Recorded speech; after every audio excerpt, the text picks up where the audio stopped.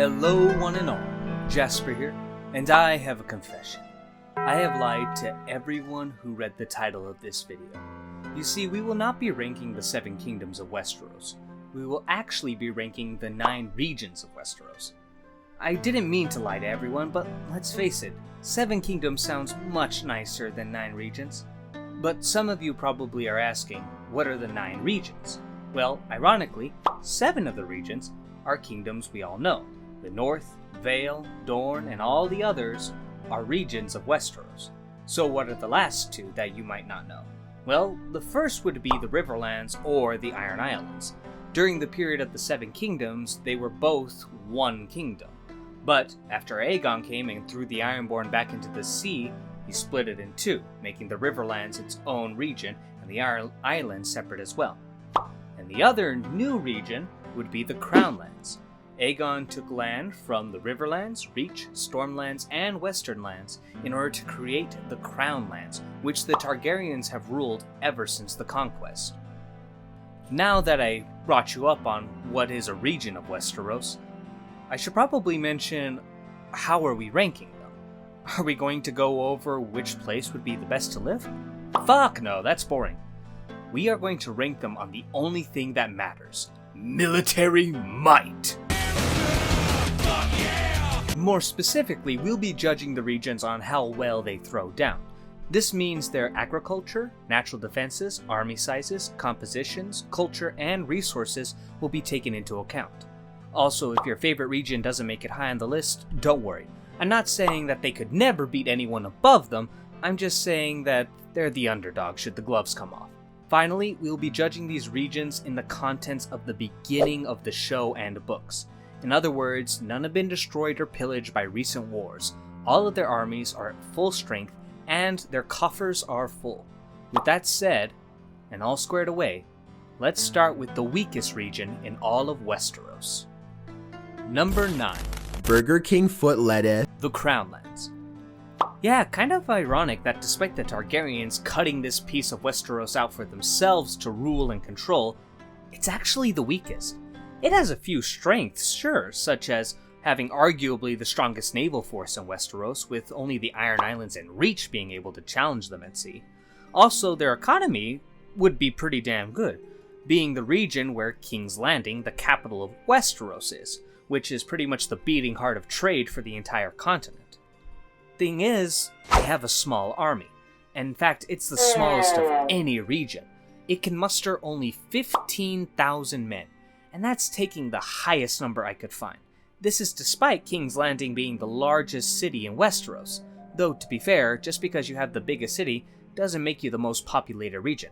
Kind of like how New York City has the biggest population in the US, but California, Texas, and Florida all have much larger populations. So it's quite possible that the Crownlands may be one of the least populated regions. I know many people say Dorne has the lowest population, but that has always been when speaking of the 7 kingdoms, and I find it hard to believe Dorne is less populated than the Iron Islands. But I'm getting off topic. Back to the Crownlands. The natural defenses are a bit lacking, nothing really that special except for the location of King's Landing itself. Aegon landed there not only because the lands were disputed by 4 kingdoms at the time, but also with the bay to the east, the rivers to the south, and open fields to the north and west, it was impossible to take Aegon unaware, and the same applies to King's Landing. Though, comparing King's Landing to other capitals of the kingdom does leave some wanting when it comes to defense. You see, King's Landing isn't a fortress, it's a city, and it's far more difficult to take a fortress like Storm's End or Winterfell than it is to take King's Landing. After all, King's Landing and the Red Keep have fallen many times to invasions and attacks, despite what Cersei said in Season 8. Dumb bitch, your father sacked the city! So for me, having such a small military force, likely due to having a culture that is not exactly known for fighting, I gotta put them down at the bottom. Number 8. The Iron Islands. Like the Crownlands, the Iron Islands suffer from a very similar issue, but also have similar strengths, though overall I think they are a step above. Starting with the culture, I think you'd be hard-pressed to find any region with a tougher population, since they are focused on reaving, fighting, and paying the iron price. Pretty much everyone is willing and capable of throwing down when shit hits the fan. And they boast the largest navy in Westeros, with hundreds of longships that, while not built specifically for war, are still massive in their own right, and the only time that it was ever defeated was when it faced against both the Royal and Red Wine fleet, the other two great fleets. Natural defenses, they actually rank really high, since the only way to get to them is by sailing, and since they have the largest fleet, just getting to the islands would be a massive undertaking. Even if you do land, you likely are going to have to face a host on the beach, and getting right off your ship and heading straight into battle isn't that easy unless you are incredibly experienced with sea life, which few in Westeros are. Yet that is the end of the praises, and now we need to talk about the issues and why the Iron Islands are so low. For starters, their army size. They can muster a force of 20,000 men, which is incredibly small compared to the rest on this list. And while at sea, dealing with the Ironborn would be a nightmare, if they come to you, well then your job just got a lot easier. Coastal areas would be at risk, but for the Iron Islands to actually achieve victory, they would need to march into enemy territory, where probably their two biggest weaknesses would be apparent. For starters, the Iron Islands seem to have no cavalry, even going so far as to dislike horses in general. So military movement would slow down, supply trains would be more vulnerable and easier to destroy, and of course, facing the enemy with better mobility in an open field would guarantee their defeat, as cavalry could run them down. Not to mention the Ironborn are not accustomed to fighting on land. As sailors and warriors, few can match them, but they are not good soldiers. They lack discipline, forming ranks are not drilled into them, and facing a force that actually fights back can be all it takes to send them packing. After all, whenever the Iron Islands seem to face anything more dangerous than a farmer with a pitchfork, the tide begins to turn. The final nail in the coffin is that the Iron Islands have the worst economy of all the regions. Very little trade, if any at all, land's about as fertile as Maegor the Cruel Seed, and what little land can be farmed isn't because it's practically a crime to do so. And it's no wonder why the Ironborn reeve if that's the case. So being at peace for so long, well, that probably didn't help fill their coffers much. Alright everyone, from here on out, the regions will be far more comparable to each other, and their locations are very much up for debate on which ones really are better. So keep that in mind as we talk about number 7, the Riverlands. I desperately wanted to put the Riverlands higher on the list. I did everything I could to justify it, but I just couldn't. Well, no use dragging this out. Let's go over the strengths. Surprise, surprise, but the Riverlands have a lot of rivers, and these can be great natural defenses. An enemy army struggling to march through a river because they're getting their gambesons soaking wet, probably tripling the weight that they're carrying. And that's even if they can cross it. If the river is deep enough, it could easily force the enemy down a specific path, a path that you can easily defend or set an ambush for. Those rivers also make your lands quite fertile, great for farms, and if you're not in the mood for growing food, just fashion a rod and do some fishing. And the army size is very respectable, 45,000 men, more than that of the Iron Islands and Crownlands put together. Throw on top of that, since the Riverlands are located in the center of Westeros, trading would make them incredibly wealthy. I would guess that they should be the third richest region in Westeros, behind the Westernlands and Reach.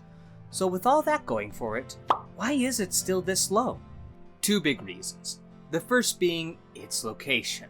While the rivers are good natural defenses, they don't quite compare to mountains, narrow passes, hot deserts, or snowy fields. Also, the location of being in the center of Westeros pretty much guarantees it has a history similar to Poland, constantly being ruled by different kingdoms and being the center of most battles in Westeros. This also leads to a very fractured leadership. In almost every war since the Targaryens took over, plenty of river lords during times of war pretty much just did what they want no matter what the Tully said, often choosing to just protect their own lands and stay neutral, or straight up declaring for the other side. This has happened in most of the regions of Westeros, but it's far more common in the Riverlands. If they were more reliably unified, the Riverlands could be very well one of the top contenders for the strongest region. But with a history of getting bent over the table, it's hard to put them any higher on this list. Number 6, the Stormlands. This one is a bit difficult for me because there are some aspects that don't quite make a lot of sense to me. For starters, it seems that the Stormlands boast a rather small army, being 30,000. This is strange because other kingdoms that are described as having the lowest populations, like Dorne or the North, have 45,000 men, and the Stormlands are quite militaristic, being described as a very martial culture, so it's not from a lack of volunteers. Maybe this smaller army has to do with the economy. While fairly fertile, the Stormlands have no cities, only forts that are supported by a handful of towns, so income could very well be the reason why they are not able to muster a large force. If they did, they may not be able to properly equip their soldiers, as that would be quite expensive since the Stormlands have on average probably the toughest soldiers in Westeros, a quality build instead of a quantity build. Their natural defenses seem to be above average. Mountains and hills seem to cover the land, but probably their greatest defense is the storms that frequent the territory. An army not experienced in fighting in harsh rain or ankle-deep mud could very well experience defeat to a smaller force, but the storms pretty much guarantee that a naval invasion is almost impossible. Jagged rocks surround the region, so any ship brave enough to sail near the Stormlands is likely to crash and sink into the ocean, even if a storm isn't raging at the time.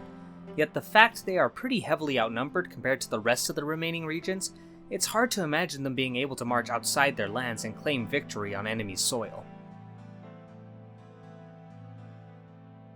Number 5. Dorne. Now hold on, put down your pitchforks. Some of you may be wondering how I could ever put Dorne in the very center of the list. It should easily be at the top. After all, it is the only kingdom to resist the Targaryen rule when Aegon first landed. That is true, and Dorne, thanks to its hot sun and scorching sand, was able to fight back against the entire strength of Westeros.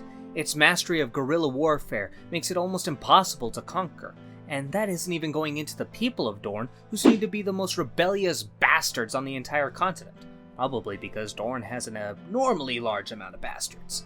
But let's not pretend that makes them the strongest. Vietnam and Afghanistan took on the US until the government decided to say, "Fuck this shit, I'm out." It's in the same situation. Dorne didn't win because it's stronger than all the other kingdoms of Westeros combined. It won because they are just way too stubborn to quit, and everyone pretty much decided it wasn't worth the effort. Entire cities were set aflame by Aegon with the only exception of Sunspear. No kingdom, and I repeat, no kingdom suffered more from Aegon's conquest than Dorne. Heck, Daeron I conquered Dorne in a year without any dragons. Granted, he had to put down plenty of rebellions, and after he was betrayed and killed under a peace banner, his brother ended the war, allowing Dorne to stay independent. So Dorne is not the impenetrable land that many seem to think it is. Still, having such a stubborn populace gives Dorne top marks in defense, cause even if they only have a pile of ashes to call home, they will still keep fighting until the very end. Pretty much extermination will be the only reliable way one could actually conquer the lands of Dorne. Yet, offensively, Dorne is quite lacking. When they don't have the advantage of their home turf, they are more often soundly defeated, being unable to rely on their guerrilla tactics, and since most Dornish soldiers are lightly armored compared to those in the kingdoms north of them, that gives them quite a sizable hurdle to jump over should they engage in battle. So any kingdom that can reliably raise an army equal to Dorne would most likely be able to best them in battle, which most are able to, as Dorne is comparable to the Vale and North in army size, so probably around 45,000 men. Not to mention, they have very little, if any, strength at sea, since Nymeria, in her infinite wisdom, decided to burn the Rhoynar fleet when they first came to Dorne. And I guess House Martell just never invested in a navy after that, which obviously does not help their chances. They do have a pretty sizable economy. From what I understand, the Martells are the third richest family in Westeros, likely due to having an abundance of exotic goods that the rest of Westeros seem to lack, spices and foreign fruits and cloths. So having superior defenses, a strong economy, more reliable in raising their army, and having a very stubborn populace puts it above the river and Stormlands. But these other kingdoms I think are just a little bit stronger. Number 4. The North. Depending on my mood, I might be convinced to switch Dorne in the North on this list, but after mulling it over, I have to say, I gotta go with the North. Not only do they have a great defensive option in the south thanks to the neck, which makes it almost impossible for an army to march through without getting stuck in the muck and ambushed by House Reed, but even if they make it past the neck, you still have to deal with the largest and most empty continent in Westeros, and that is actually the main reason I put the north above the Dorne. While both have brutal climates to deal with for invaders, the burning sun of Dorne and the harsh winters of the north, yet the north is roughly a third of the entire continent, making it probably 3 or 4 times bigger than Dorne, which means any invading force is going to have to deal with the harsh climate for far longer than they would have to in Dorne. Though this is a double-edged sword, as while it makes it more difficult for an enemy to conquer the lands, it also takes a crazy long time to muster the entire army of the north. That's the main reason why Robb Stark went south with only 20,000 men, as he needed to move fast in order to try and save his father. Another similarity with Dorne is that the north does not have a navy. Similar to how Nymeria burnt all her ships because she was a moron, Brandon, the Burner, torched his ships because he was a depressed moron. Take notes if you ever aspire to be a king or queen. Don't burn down valuable assets. The final reason why the North won out over Dorne is due to the North being a far more martial and physical culture, relying much more on hunting to supply their people instead of farming, and preferring to have melees and celebrations instead of jousting. Also, they are better armored. While plate armor is not as common in the north as some of the other kingdoms, they do often wear mail, which can be far more protective than what we have seen from the men at arms in Dorne. They are a bit lacking in the cavalry department, but they can still muster a sizable force, so they are not doomed in fighting on an open plain like the Ironborn. Their economy is a bit on the lower side, relying mostly on trading fur, wool, and timber with their southern neighbors or those in Essos. That's probably the crux of the issue. Not being very wealthy, so they are unable to easily rebuild the ships for a navy, which means they can be susceptible to naval invasions, though their large size mitigates that issue slightly. And the fact it can take them so long to actually form their armies really hurts their offensive capabilities. After all, speed can be very important when launching an attack. And for the most part, those are the reasons why the North finds itself next to Dorne in the middle of the list. I feel like most people could have guessed the 3 strongest regions before clicking on this video. And I'll be honest, I knew exactly who they were when I first started. But I went back and forth on, and after much thought put into it, I have to say that number 3 is the Vale. Defensively, I think it's safe to say that no kingdom can match the Vale. With narrow passes, steep cliffs, mountain ranges, and plenty of choke points, there's a reason the only times the Vale has fallen was when they were invaded by foreigners with far superior weapons and armor, or the dragons. Attacking from the west is impossible due to the mountains and choke points the Vale controls, so one would need to do a naval invasion from the east, as the Andals did. Only this time, instead of facing mostly infantry with bronze armor and weapons, they would be facing knights clad in steel and plate. That's even if they could land on their shores, as the Vale has a respectable navy defending it. Armies that in theory could pose a threat to the Vale in a fair fight, like the Stormlands, North, and Dorne, don't have a strong enough navy in order to launch such an invasion, and those who do, like the Crownlands and Ironborn, don't have the manpower, as the Vale can raise an army of around 45,000 men. You would think that, much like the North and Dorne, that since the Vale is so defensively strong that they would suffer if the need ever arose to go on the offensive. And that is where you are wrong. The Vale is home to arguably the greatest knights in all of Westeros. It's one of their claims to fame, and being famous for being great warriors helps out quite a bit.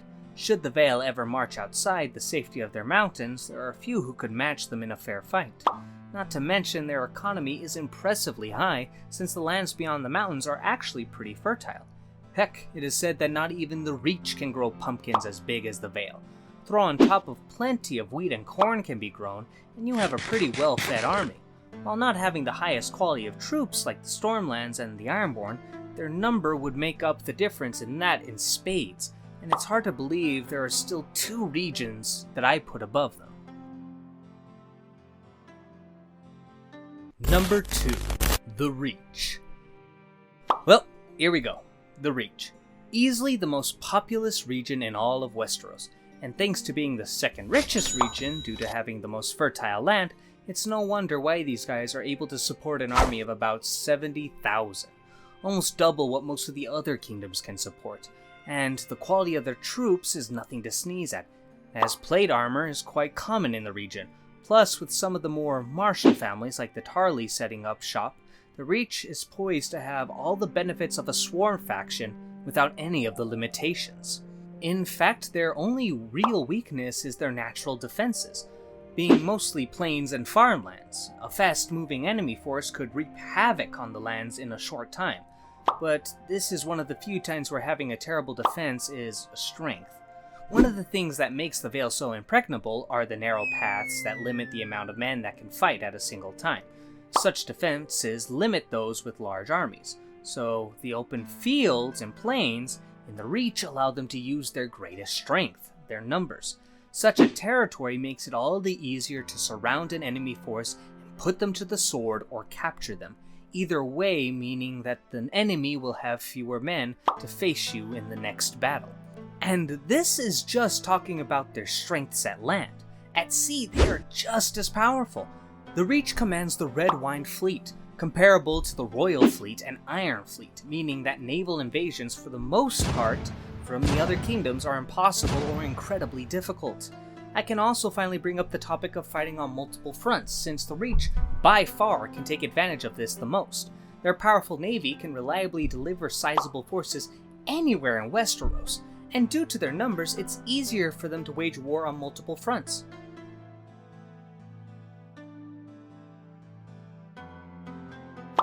Now, with that said, I debated with myself long and hard, and almost put the Reach at the number 1 spot. But in the end, I just had to give it to them. Come on, you all know who it is at this point. Number 1, the Westernlands. While not surpassing the other kingdoms in any one category except for wealth, the fact the Westernlands are so strong in each aspect despite being a jack-of-all-trades is astounding. Thanks to the gold mines, the Westernlands are the richest of all the regions, and that wealth gives them all sorts of bonuses. They say money can't buy happiness, but it can buy food for a region already reasonably fertile and sustainable, weapons and armor so that even your levies are reasonably protected, sell swords if those same levies are cut down. Gold is very flexible in filling the holes when the issue crops up. Their lands are also quite defensible. While not as good as the Vale, they do have plenty of mountains and hills to give them the high ground advantage should anyone invade, and said mountains do limit the enemy in what paths can be taken, making their next action more predictable. And while I have been getting some difficulties nailing down the size of the Westernlands army, some assumptions put it on par with the North, Vale, Dorne, and Riverlands at 45,000, though most seem to have it higher at 50 or 60,000, which I'm slightly more inclined to agree with. So at the very least, it has an average-sized, well-equipped and trained army, and even if it is at that low bar, it could easily hire sellsword companies from Essos to increase its force, as many of them can number in the thousands, more than enough to turn the tide of a battle, maybe even a war. And there we go, all the regions of Westeros ranked from weakest to strongest. I can definitely see myself changing some of the kingdoms by a rank or two, but either way, I'd love to hear your thoughts on the kingdoms. Which ones do you think are more powerful and which are the weakest? I would love to hear every single one of them. And with that, I hope you all stay safe and have a good night.